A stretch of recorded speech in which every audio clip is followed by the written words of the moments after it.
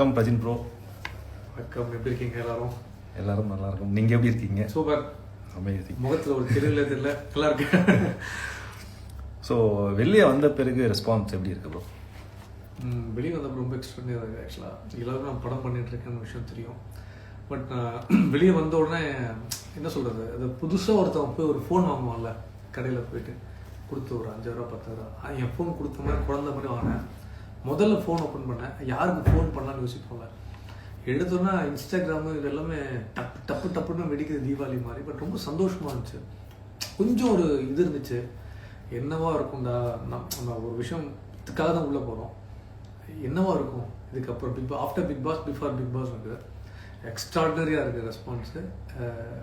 ஒருத்தர் கிரிக்கெட்டர் பேர் சொல்ல ஆசைப்பட்றேன். நல்ல பேர் இருக்கும்போது கபில் தேவ் சார் வந்து இந்தியன் டீம் விட்டு வெளியே போனார். நல்ல பேர் இருக்கும்போது அது எனக்கு கிடச்சிருக்கு, பிக் பாஸ் கொடுத்துருக்கு. நானும் ஒரு கேம் ஆடிருக்கேன்னு நினைக்கிறேன். ரொம்ப ஹாப்பியாக இருக்கேன். Amazing sir. So Bigg Boss ஒரு எக்ஸ்பீரியன்ஸ் உள்ள எப்படி இருந்தது சார்? பயங்கரமாக இருந்துச்சு. சீசன் 9 நம்ம ஒயில்ட் கார்டு என்ட்ரி பண்ணும்போது ரொம்ப ஹாப்பியாக இருந்துச்சு. நம்ம என்ன பண்ண போகிறோம், நம்மளால் அந்த கேமுக்கு என்ன புஷ் கொடுக்க முடிஞ்ச எல்லா விஷயமும் நான் பண்ணேன் முதல் நாள்லேருந்து. எப்பயுமே எனக்கு தெரிஞ்ச ஒரு விஷயம் தான், நம்ம வெளியே எப்படி இருக்கோமோ அப்படி தான் உள்ளே இருக்க முடியும், நடிக்க முடியாது. 3 வாரம் 21 நாளுக்கு மேலே ஸ்ட்ராட்டஜியாக யோசிச்சிங்கன்னா ஒருத்தவங்க நடிக்கவே முடியாது. அனுபவம் பயங்கரமாக இருந்துச்சு. எனக்கு பல விஷயம் கற்றுக் கொடுத்துச்சு. நான் கோவப்படுற ஆள் கிடையாது, ஆனால் எங்கே தேவைப்படுமோ அவங்க நிச்சயமாக நான் கோவப்படுவேன். அவன் தான் மனுஷன். மிரர் மாதிரி தான், சிரிச்சிங்கன்னா சிரிச்சு காட்டுவேன், அழுதுனா அழுது காட்டுவேன். கை உங்களாலும் திருப்பி வாங்க மாட்டேன். எனக்கு என்னோட பக்குவம் தெரியும் கண்டிப்பாக. அது மாதிரி தான் அங்கே நடந்துக்கிட்டேன் ஆக்சுவலாக. ஆனால் அங்கே பல பேர் அது மாதிரி இல்லை, ஒரு சில பேர் தான் இருக்காங்க. ஸோ அதில் நான் ஒருத்தனாக இருக்கல, ரொம்ப சந்தோஷப்படுறேன். ஒரு ரொம்ப எப்படி சொல்கிறது, ரொம்ப ஃப்ரெஷ்ஷான ஒரு காற்று அடிக்கும் பார்த்தீங்கன்னா வெளியே வந்தால், அதை நான் என்ஜாய் பண்ணிட்டு இருக்கேன். After Bigg Boss any movie update sir? ஆமாம், வெளியே வந்த அடுத்த நாளே எனக்கு வந்து அது அவங்க அனௌன்ஸ் பண்ணணும். ஆக்சுவலாக 2 ஆஃபர், நல்ல ஆஃபர் வந்திருக்கு ஆக்சுவலாக கதையோடு சேர்ந்துட்டு. ரொம்ப சந்தோஷமாக இருக்குது. ஆனால் எனக்கு அதை எக்ஸைட்மெண்ட் இருக்குது. அதை தாண்டி நம்ம வந்து எவிக்ட் ஆகிட்டு வந்துட்டோமேன்றது தான் வருத்தம் பயங்கரமாக இருக்குது. சரி, ஓகே, ஃபைனலைட்ஸ் கேம். ஒரு நல்ல ஒரு 2 ஆஃபர் நல்லா வந்திருக்கு. இப்போ என்னோட படங்களும் ரிலீஸ் இருக்குது. அதை நான் போக கன்ஃபார்மாக அதை பற்றி நான் அப்டேட்ஸ் நான் கண்டிப்பாக நான் சொல்கிறேன், ஷுவராக. நான் மெயினாக உள்ள பிக் பாஸ் போகிறதுக்கு காரணமே வந்து எனக்காக உள்ள வந்து சாண்ட்ரா தான். கபில் இதை என்ட்ரியா படத்துக்காக தான் உள்ளே வந்தது. ஆக்சுவலாக 80% எனக்கு ஒரு பெரிய பிரேக் ஏற்படணும் சினிமாவில். 20 வருஷம் போராடிட்டேன். இவ்வளோ வருஷம் நானும் சைக்கிள் எடுத்து ஓட்டுறது, ஆரம்பத்துலேருந்து ஓட்டி ஓட்டி ஓட்டி ஓட்டி நான் ஓட்ட டயர்டாக மாட்டேன். சைக்கிள் என்ன வருது, சைக்கிள் தான் ஒரு பிரேக் எனக்கு கண்டிப்பாக எனக்கு வேணும்னு சொல்லி தான் நான் வந்து இந்த முடிவு எடுத்தேன். அது நல்லபடியாக பண்ணியிருக்கேன்ன்றது பெருசாக நம்புகிறேன். நிறைய பேர் சப்போர்ட் பண்ணுறோம் ஆடியன்ஸ். நான் எதிர்பார்க்கவே இல்லை, சான்ஸே இல்லை. எல்லாருக்குமே நான் ரொம்ப என்னோட ஹார்ட் கொடுத்துருக்கேன். Amazing sir. ஃபேமிலி ரவுண்டுக்கு உங்கள் குழந்தைங்களை கூட்டிகிட்டு போவீங்களா? நிச்சயமாக கூட்டிகிட்டு போகணும், இல்லைன்னா டைவர்ஸ் ஆகிடும் கண்டிப்பாக. ஏன்னா உள்ளே வந்து பசங்க ரொம்ப 1 மந்த்தாக வந்து 36 நாளாக இருந்திருக்கேன். என்னை பசங்களை விட்டு சாண்ட்ரா பிரிஞ்சதே கிடையாது. நான் கூட ஷூட்டிங் போவேன், வெளியே வருவேன். ஒரு ஆள் செம்ம அட்டாச்சு சாண்ட்ரா, ஒரு ஆள் எனக்கு ரொம்ப அட்டாச்சு. பட் ஆனால் ரொம்ப டியூன் பண்ணி தான் சொல்லி நாங்கள் பிக் பாஸ் போகிறோம்னு சொல்லி பிக் பாஸோட முதல் நாள் உள்ள என்ட்ரி ஆகும்போது நவம்பர் 1 அப்போது சாண்ட்ரா அழுது நான் லிஃப்ட்டில் அதை நான் கண்ணுக்கு நேரம் பார்த்தேன். பசங்க ரொம்ப ஸ்ட்ராங்காக இருந்தாங்க. நீ போய்ட்டு வாமா, நான் பார்த்துக்கிறேன், என் சிஸ்டரை. அவள் சொல்கிறான், நான் இவ்வளோ பார்த்துக்கிறேன், நீங்கள் தைரியமாக போய்ட்டு நீ அப்பா பார்த்துக்கோங்க. ஸோ இவ்வளோ ஸ்ட்ராங் ஒரு 6 வயசு குழந்தை எப்படி மெச்சூர்டாக மாறினாங்கன்றது எனக்கு இன்னும் புரியல. இப்போது நான் வந்து நான் எவிக்ட் ஆகி வெளியே வீட்டுக்கு வரும்போது அவங்க பயங்கர மெச்சூர்டாக இருந்தாங்க. ஒரு ஆள் கேட்டேன், நீ ஏன் வந்த, நீ போய்ட்டு அம்மா அனுப்புது. எனக்கு ஆசையாக தான் இருந்துச்சு, அதை நாங்கள் போய் சொல்ல முடியாது எவிக்டான விஷயத்த. பட் அவங்க வந்து அப்பா அம்மாவை பிரிஞ்சுட்டாங்கன்னு மனசில் இருக்கும். பட் அது எப்படி இவ்வளோ மெச்சூர்டாக அவங்க ஹேண்டில் பண்ணாங்கன்றது எனக்கு ரொம்ப இதாக இருந்துச்சு. இப்போ ஃபேமிலி ரவுண்டில் வந்து அவங்க எக்ஸைட்டாக இருக்காங்க பசங்க. அம்மாக்கா போய் பார்க்கணும், 3 பேர் ட்ரெஸ்ஸில் போடலாமா, இல்லை நம்ம ஹீல் போடலாமா, ஷூ போடலாமா அப்படின்னு. இதை விட பயங்கர எக்ஸைட்டடாக சாண்ட்ரா கண்டிப்பாக இருப்பாங்க. முடிஞ்ச அளவுக்கு எப்படி போய் அவங்க சந்தோஷப்படுத்த முடியுமோன்றது ஒரு லவ் டோக்கன் கொடுத்து எடுக்கணுன்றது நான் ஆசைப்பட்றேன். அந்த நாள் ரொம்ப தூரம் கிடையாதுன்றது முடியல. பசங்க ரொம்ப என்ஜாய்மெண்ட்டாக ஹாப்பியாக இருக்காங்க.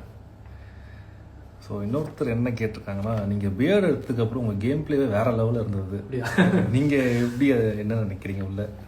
இல்லை, கேம் நான் போகும்போது பியர்டு வளர்த்து சார் இந்த பியர்டு குறைச்சிருக்கலாம். பட் நான் உள்ளே போகும்போது எனக்கு வந்து எல்லா இடத்துல வந்தது என்னென்னா, இப்படி ஒரு கேமை யாரும் இப்படி ஒரு விஷயம் பார்த்துருக்க மாட்டாங்க. கொஞ்சம் நார்மலாக ஹேர் பின் பண்ணிட்டு போகலான்றது ஒரு விஷயம். அதுக்கப்புறம் போய் முடி கொஞ்சம் லூசன் பண்ண அந்த பின் எடுத்துட்டேன். ஏன்னா நம்ம நிறைய ஸ்ட்ரெஸ்ஸஸ் கண்டிப்பாக இருக்கும்.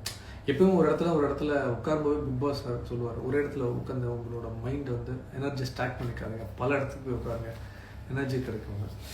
அதே மாதிரி பிஎட் எடுத்தேன். அது ஒரு ஸ்கூல் டாஸ்கில் பிரின்ஸிபலாக நம்மளே வந்து லோக்கல் ரவுடி மாதிரி கூட பார்க்குறது ரொம்ப தப்பாக இருக்கும். பசங்க நம்ம ஃபாலோ பண்ணுறாங்க. எனக்கு ஒரு ஆர்டிஸ்ட்டாக ஒரு வேரியேஷன் கிடச்சிச்சு பிஎட் எடுக்கலாம்னு. எப்போ நான் பிஎட் எடுத்தாலும் முடியாட்டாலும் ஒரே மாதிரி தான் இருப்பேன். ஏஜ் ரிவர்ஸ் ஆகும் கண்டிப்பாக. எனக்கு அது ரொம்ப ஃப்ரெஷ்ஷாக இருந்துச்சு. கேமும் ரொம்ப சேஞ்சாக இருந்துச்சு. நல்லா தான் கேம் ஆடினேன், நல்லா தான் ஆடினேன், நல்லா தான் ஆடிட்டு வந்தேன். ஸோ நீங்கள் எவிக்ட் ஆனதுக்கு ரீசன் திவ்யா தான் என்னோட பாயிண்ட் ஆஃப் வியூ. நீங்கள் என்ன நினைக்கிறீங்க அப்படின்னு ஒருத்தன் கேட்டிருக்காங்க. ஆமாம், சத்தியமாக திவ்யா கிடையாது. கண்டிப்பாக திவ்யா எதுக்கு என் கேமை மாற்றணும், திவ்யாவால் நான் எவிக்ஷன் ஆகணும், அது அவசியமே கிடையாது. திவ்யா எனக்கு வந்து ஒரு நல்ல சிஸ்டர் பாண்ட் தான். கண்டிப்பாக சாண்ட்ராக்கு நல்ல ஃப்ரெண்டு.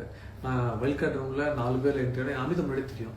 எங்களுக்குள்ள நல்ல பாண்ட் இருந்துச்சு. ஒன்றா தான் சாப்பிட்டோம், ஒன்றா தான் இருந்தோம், ஒன்றா தான் காமெடி பண்ணோம், ஒன்றா தான் நடப்போம். என்னோட கப் காஃபியில் நானும் சாண்ட்ரா திவ்யா ஷேர் பண்ணுவோம். ஸோ இந்தளவு தான் பாண்ட், நல்ல எனக்கு சிஸ்டர் பாண்ட் கிடச்சிருக்கு. வெளியே வந்தால் ரிலேஷன்ஷிப் கண்டிப்பாக பில்ட் ஆகும். ஏன் அந்த ஒரு கேள்வி எனக்கு வந்துச்சுன்னு தெரில. அவங்களால எவிக்ட் ஆகல கண்டிப்பாக. நான் ஏன் எவிக்டான்னு எனக்கே தெரியல. ஒருத்தன் ஒரு கொலை பண்ணிட்டு ஜெயிலுக்கு போகிறான்னா ஒரு ஒரு ஒரு கோர்ட்டில் வந்து சொல்லுவாங்க செக்ஷன் இது அது இதுக்காக நீ தண்டனை அனுபவிப்பாங்க. என் தண்டனை என்னன்னே எனக்கு தெரியாது. நான் இன்னும் தேடிட்டு இருக்கேன். யாராக இருக்கீங்களா புதுப்பேட்டில் சொல்லிட்டு அளவுக்கு மாதிரி தான் எனக்கு தெரியல. சரி, நிறைய பேர் சொன்னாங்க அன்ஃபேர் எவிக்ஷன். நான் அந்த எவிக்ஷனுக்குள்ளேயே நான் வரல. இட்ஸ் அ கேம், கம்ப்ளீட்டாக கேம். எது நடந்தாலும் மேலே ஒரு உத்தரவு வந்தால் நம்ம போய் தான் ஆகணும். அந்த உத்தரவில் நீங்கள் என்ன எடுத்துகிட்டு வந்தீங்க, என்ன கற்றுக்கிட்டீங்க, நீ எப்படி வெளியே போகிறீங்கன்றது தான் இட்ஸ் லெசன். ஸோ நான் என் கேம் அதை சின்சியராக நான் கொடுத்துருக்கேன். ஸோ ஆனால் திவ்யா ரீசன் கிட்டவே கிடையாது 100% என்ன பொறுத்தவரைக்கும்.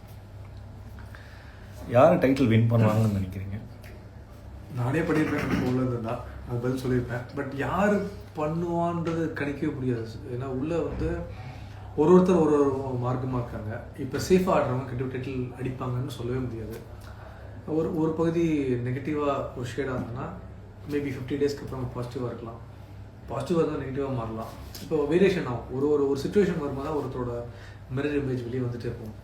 சரி, இவ்வளோ க்ளோஸாக சொல்கிறது ரொம்ப ரொம்ப கஷ்டம். ஆனால் டாப் 5 யார் இருப்பான்னு என்னால் இப்போ கணிச்சு சொல்ல முடியும். உண்மையில் டைட்டில் யார் வேணால் அடிக்கலாம், நம்ம நினைக்காத ஒருத்தர் அடிச்சுக்குவான் டைட்டில், வாய்ப்பு இருக்குது. அது க்ளோஸாக ஒரு 10 டேஸ் பண்ணி சொல்ல முடியும். இந்த கேள்வி பார்த்தீங்கன்னா டாப் 5 நான் சொல்லுவேன். விக்ரம் இருப்பார், சபரி சான்சஸ் இருக்குது 30% தான். ஏன்னா அவர் கொஞ்சம் அவே விட்ட கேம் அது. அப்புறம் பார்வதி இருக்க வாய்ப்பு இருக்குது, சாண்ட்ரா இருக்கலாம், திவ்யா இருக்க சான்சஸ் இருக்குது கண்டிப்பாக. ஏன்னா இதில் கேம் மாறிச்சுன்னா அது நம்ம சொல்ல முடியாது. எபிசோட்ஸ்லாம் பார்த்தீங்களா சார்? கிட்டத்தட்ட நான் வந்ததுக்கப்புறம் ஒரு சில எபிசோட்ஸ் பார்த்தேன். நான் போனதுக்கப்புறம் பல எபிசோட்ஸ் பார்க்கணும்னு நினச்சேன். ஏன்னா ஏதாவது மிஸ்டேக்ஸ் நம்ம பண்ணியிருப்போம் இல்லையா, அதை பார்க்கணுன்னு. பட் வந்த எபிசோட்ஸ் எல்லாம் கொஞ்சம் எல்லாம் பார்த்தேன். இப்போ இந்த கோர்ட் டாஸ்க் வரைக்கும் கொஞ்சம் எல்லாம் பார்த்துருக்கேன் ஆக்சுவலாக. ஸோ உள்ளே நீங்கள் இருக்கும் போது ஒருத்தரை நம்பியிருப்பீங்க, வெளியில் வந்தால் டோட்டலாக இவங்களே நம்பணும் அந்த மாதிரி யாராச்சும் இருக்காங்களா? உள்ள எல்லாருமே நான் சொன்ன யாருமே ஆர்வத்தில் ஃபேக்காக இல்லை. ஒரு டாஸ்க் வரும்போது தான் ஃபேக்காக மாறுறாங்க. ஒருத்தர் அந்த டைமில் நம்ம நம்பிட்டு இருப்போம், டப்புன்னு குத்திடுவாங்க. சில விஷயங்கள் தான் யாரும் நம்பக்கூடாதுன்னு எனக்கு சத்தியமாக இப்படி ஒரு விஷயம் கிடையாது. அது யாரும் நம்பாமே இருந்துடலாம், பிளாங்காக இருந்துடலாம். நான் என்னையும் நம்பக்கூடாது, சில பேர் நம்புவேன். பட் டாஸ்க்கு மட்டும் தான். எனக்கு யாருமே ஃபேக்காக இருக்க மாதிரி எனக்கு தெரியல. அந்த சுச்சுவேஷனில் வரும் அதாவது மட்டும் நல்லா பேசிட்டு வாங்க, ஏஞ்சி போய் நம்மளே நாமினேட் பண்ணி குத்திட்டு போவாங்க. சத்தியமாக தெரியாம நான் கால் வச்சுட்டு போவேன். இப்போ வாட்டர்மேன் சார்லாம் அவரெல்லாம் ரொம்ப ரொம்ப நல்ல ஹியூமன் ஆக்சுவலாக. வினோத் வாட்டர்மேன்லாம். ஆனால் வினோதுக்கும் வாட்டர்மேனுக்கும் ஒரு சர்ற எலக்ட்ரிசிட்டி போயிட்டு இருந்துச்சு. வாட்டர்மேன் சார் வேற யாரும் குத்துறேன் பிளான் பண்ணிருப்பாரு. வினோத் என்ன முன்னே தான் நான் குத்துனேன், ஒரு குத்து வாங்கிட்டு வந்து உட்காருவார். ஸோ இதெல்லாம் தான் அங்கே ஒரு விஷயம். பட் கூட நண்பனாக இருந்தாலும் குத்த வேண்டிய சூழ்நிலையில் அது நியாயமானதை குத்துங்க நான் சொல்லுவேன். சும்மா குத்தக்கூடாது. அங்கே அது சில பேர் பண்ணுறாங்க. குரூப்பிசமாக ஒரு மாஸ்க்கை மாட்டிட்டு ஒரு விஷயம் பண்ணுறாங்க. ஃபேராக கேம் ஆனா சப்போர்ட் பண்ணுங்கள். தப்பாக ஒருத்தர் கேம் ஆனா போய் தட்டி தைரியமாக சொல்லுங்கள். It's a game. ஆனால் கேம் ஆடுற விதிமுறைகள் இருக்குது, அது அங்கே பண்ணுறதில்ல யாருமே. அப்படி பண்ணனா இப்போ 1 to 1 நீ டாஸ்க்காக நான் டாஸ்க்காக மோதலாம். பேக் ஸ்டாபிங் பண்ணும்போது முதுகில் குத்துறது ரொம்ப கஷ்டம் ஆக்சுவலாக. அது வந்து கூட பிறந்தவங்களாக இருந்தாலும் சரி, யாராக இருந்தாலும் ஏற்றுக்க முடியாது, கண்டுபிடிக்க முடியாது, வாய்ப்பே இல்லை. நம்மகிட்ட தேர்ட் எல்லாம் கிடையாது. அதனால் அது மட்டும் பண்ணாமல் தான் நல்லாயிருக்கும். ஆனால் சொல்லி யூஸ் யாரும் பண்ணுவாங்க. அந்த கேம் அப்படி தான். ஸோ கமெண்ட்ஸில் நிறைய miss you Prajin Anna, so அவங்க ரொம்ப மிஸ் பண்ணுறோம். ஸோ வெரி குட் பிளேயர், நிறைய லவ்ஸ் நிறைய வந்துட்டு இருக்கு அண்ணா. சைடில் ஃபுல்லாக ஆட்டினா பறந்துட்டு இருக்கு. மக்களுக்கு என்ன சொல்ல விரும்புறீங்க? மக்களுக்கு என்ன சொல்ல விரும்புனா, நான் உள்ள போகிறது ரீசன் என்னன்னா, நான் படங்கள் பண்ணிட்டு இருந்தேன். 25 படங்கள் நான் என்னைக்கு திரும்பி பார்த்து அவ்வளோ படம் பண்ணியிருக்கேனான்றது எனக்கே பயங்கரம். ஆனால் ஜெயிக்கிறது பெரிய போராட்டமாக இருக்குது இன்றைக்கி சூழ்நிலையில். அந்த ஜெயிக்கிறது பிக் பாஸ் மூலமாக எனக்கு கடவுள் கொடுத்த ஒரு நல்ல ஒரு ஹெல்ப்பாக இருந்திருக்கு. ஜியோ ஸ்டார் கொடுத்த ஹெல்ப், விஜய் டெலிவிஷன் நம்பினாங்க. ஏன்னா நான் வந்து ஆங்கர் ஆனது வேற ஒரு சேனல், என்னை நடிகனாக என்னை பிக் பண்ணது விஜய் டிவி. அது பெரிய நம்பிக்கை இருக்குது.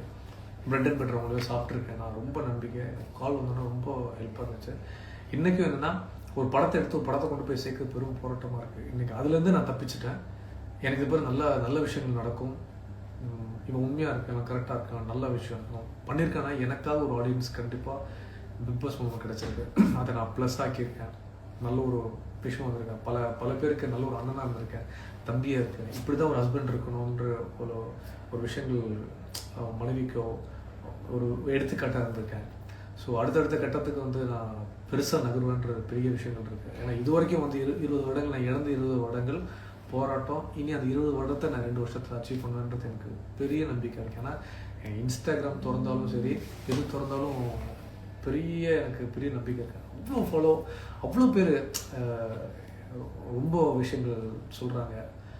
நான் ஒரு விஷயம் சொல்ல விரும்புகிறேன் ஆடியன்ஸுக்கு. இதுக்கப்புறமும் என்ன மாதிரி யாரோட படங்கள் பண்ணுவாங்க, நானே படம் பண்ணுவேன். ஸோ சப்போர்ட் பண்ணுங்கள். நீங்களாம் போய் படத்தை போய் தியேட்டரில் பாருங்கள், ஓடிடியில் பாருங்கள், சப்போர்ட் பண்ணுங்கள். எது ஜெனியூனோ, நானே தப்பு பண்ணாலும் எனக்கு பேஜ் இருக்குது, எனக்கு மெசேஜ் பண்ணுங்கள். எனக்கு அட்மின்லாம் கிடையாது, எனக்கு பிஆர் டீம்லாம் கிடையாது. நான் தான் ஹேண்டில் பண்ணுறேன். என் ஃபோனில் நான் தான் மெசேஜ் அனுப்புகிறேன். இப்போவும் கையில் வச்சுருக்கேன், ஃபோன் வந்து தான் இருக்குது. ஒவ்வொருத்தருக்கும் நான் இவ்வளோ வருடங்களாக இந்த இன்ஸ்டாகிராம் முதல்ல நான் தான் மெசேஜ் பண்ணுவேன். சாப்பிட்டீங்கன்னா ஹாய்னா ஹாய், பாய்னா பாய். யாராவது மதிப்பேன். என்ன மதித்து இவ்வளோ தூரம் என்னை கொண்டாந்து உட்கார வச்சு நீங்கள் தான். நீங்கள் இல்லைன்னா சத்தியமாக அந்த பிரச்சனை கிடையவே கிடையாது, சாண்ட்ராவும் கிடையாது. ஸோ எங்கேயுமே பார்த்து என்னை சப்போர்ட் பண்ணிங்க. மேற்கொண்டு ஒரு விஷயம் நான் சொல்லலாம். உள்ளே என் ஒய்ஃப் ஆடுறாங்க, கோ கண்டஸ்டன்ட் சாண்ட்ரா கேம் ஆடுறாங்க. சரி, என்ன வேணால் இருக்கலாம் கேமில், எல்லாரும் பிடிக்கணும் அவசியம் கிடையாது. ஆனால் உண்மையிலே நீங்கள் கேமை பாருங்கள், சத்தியம் உங்களுக்கு பிடிக்க ஆரம்பிக்கும் கண்டிப்பாக. சரி, ஒரு புருஷனை எவ்வளோதான் ஒருத்தங்க வந்து காப்பாற்ற முடியும், ஒரு ஸ்டேஜில் காப்பாற்ற முடியாது கண்டிப்பாக, வாய்ப்பு இல்லை.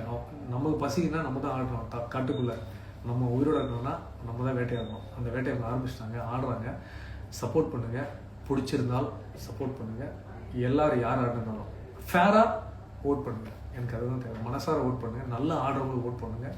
இந்த கப்பை தூக்குறவங்க நல்ல பிளேயராக தான் இருக்கணும் கன்ஃபார்ம். சத்தியமாக அந்த கூட்டத்தோடு போய் குத்துறவங்க இந்த கேமை ஜெயிக்கக்கூடாது. அவங்களும் ஒரு காலத்தில் தனியாக தான் கேம் ஆடணும். ஏன்னா நான் உள்ளே வந்து வெளியே வந்து சொல்கிறது தான், தனியாக ஒருத்தன் போராடலாம், உண்மையாக இருக்கணும், பொய் சொல்லாமல் வயிற்றுல அடிக்கிறத, அவன் தான் அந்த கேமை ஜெயிக்கணும். அவள் தான் இந்த ஜெயிக்கணும். அது எவனோ எவனாக இருந்தாலும். ஸோ சப்போர்ட் பண்ணுங்கள். ரொம்ப ரொம்ப நன்றி. உங்கள் லவ் கொடுத்துட்டே இருங்க. இந்த லவ் பத்தாது எனக்கு, இன்னும் கொடுத்துட்டே இருங்க. கன்ஃபார்ம் நான் படங்கள் பண்ணுறேன். என்னோடய ப்ராஜெக்ட்ஸ் பற்றியும் நான் சொல்கிறேன். இப்போ 3 படம் ரிலீஸ்க்கு ரெடியாக இருக்குது. நான் விருப்பப்பட்டது என்னோடய படங்கள். நான் உள்ள பிக் பாஸில் இருக்கும்போது நான் கண்டஸ்டனாக இருந்துட்டு இப்போ வெளியே வந்துட்டேன். இருந்தாலும் என் படங்கள் நான் இவங்ககிட்ட போய் ஒரு ஹீரோவை போய் என் படத்தை அங்கே டீசர் ரிலீஸ் பண்ண ஆசைப்பட்றேன். அதுக்கு 2-3 படங்கள் ரிலீஸ் தயாராக இருக்குது. த பெஸ்ட்டாக இந்த படம்னு இப்போ பிக் பாஸ்க்கு அப்புறம் நம்ம வாழ்க்கை எப்படின்னு சொல்லுவேன், அதுக்கு த பெஸ்ட்டாக ஒரு சில படங்கள் வச்சுருக்கேன். அதை இறக்கணும்னு ஆசைப்பட்றேன். கன்ஃபார்மாக அந்த படம் வரும், லைஃப் மாறும் பெரிய நம்பிக்கையோட. இதில் வந்து சாலிடாக சொல்லலாம், தேஷ் ஸ்டாண்டா மாறா அப்படின்னு. நான் ஆடியன்ஸில் வந்து மெயின் லவ். சரி, டைட்டில் அடிக்கிறவங்க இல்லைன்னு தாண்டி எனக்கு தான் நம்ம உள்ளே வந்தோம், நம்ம என்ன பண்ணணும், என்ன எடுத்துகிட்டு போகணுன்ற விஷயம் நான் உங்கள் லவ்வில் எடுத்துகிட்டு போயிருக்கேன் ஹாப்பியாக. அது போதும் எனக்கு சத்தியமாக. நீங்கள் பார்த்தோம். தேங்க்யூ. அன்பேஷ் எல்லா சவும் எங்களுக்கு ஒரு பெரிய வாழ்த்துக்கள் உங்களுக்கு. Thank you thank you sir.